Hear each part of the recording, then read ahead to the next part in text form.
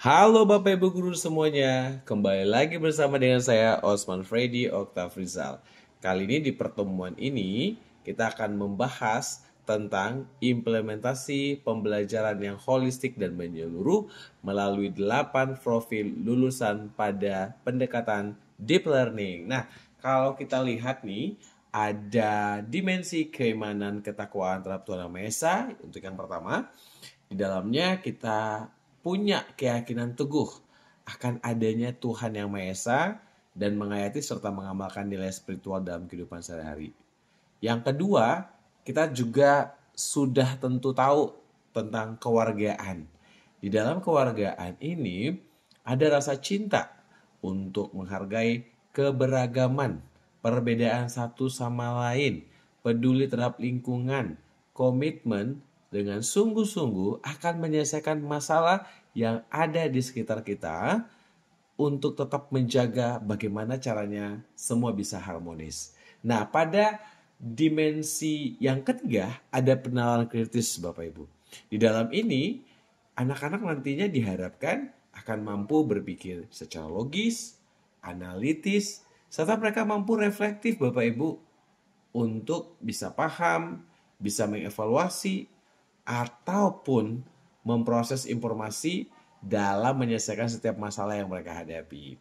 Nah, yang tidak kalah penting adalah kreativitas. Di poin nomor 4 pada dimensi profil lulusannya, hal ini terkait dengan bagaimana seseorang nantinya mampu untuk berpikir secara inovatif, menghasilkan hal-hal baru, orisinil, dan juga mampu mengolah ide yang di dalam pikirannya untuk dapat menghasilkan sesuatu yang tentunya bermanfaat bagi dirinya sendiri.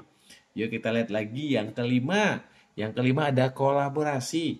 Tentunya tahu ya, ini adalah dimaksudkan terkait dengan bagaimana kita mampu bekerja sama. Bekerja sama dengan orang lain, bergotong royong untuk bisa mencapai visi bersama. Tidak memandang orang lain itu tidak lebih baik, tapi justru memandang orang lain dapat menjadi pelengkapnya kita. Nah, itu baru namanya tepat. Yang berikutnya ada kemandirian Bapak Ibu. Di sini setiap individu nantinya akan diharapkan bertanggung jawab atas proses maupun hasil belajarnya.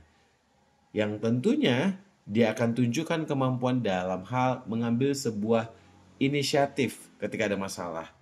Sehingga ketika ada hambatan apapun bisa dilalui Bapak Ibu. Nah, tugasnya dapat diselesaikan tanpa harus bergantung terhadap orang lain. Baik itu orang yang sebaya ataupun orang yang lebih tua daripadanya. Dan berikutnya lagi ada kesehatan. Di sini Bapak Ibu pada dimensi kesehatan diharapkan anak-anak kita itu menjadi pribadi-pribadi yang prima, yang selalu bugar sehat. Karena mereka mampu untuk jaga kesehatan mental dan fisiknya. Wow, keren sekali ya. Nah, terakhir, ini tentunya hal yang baru ya terkait dengan komunikasi. Setiap anak yang bisa berkomunikasi intrapribadi dalam dirinya gitu ya. Untuk apa? Untuk melakukan refleksi. Ataupun antar pribadi. Maksudnya kepada siapa? Kepada orang lain. Ketika dalam suatu kumpulan, dalam kelompok, dia berani untuk menyampaikan gagasannya, pikirannya, baik itu secara lisan maupun tulisan. Nah, kalau kita lihat terkait dengan implementasi pembelajaran mendalam itu sendiri, kita dapat Bapak Ibu membahasnya yang pertama tuh dari perencanaannya dulu.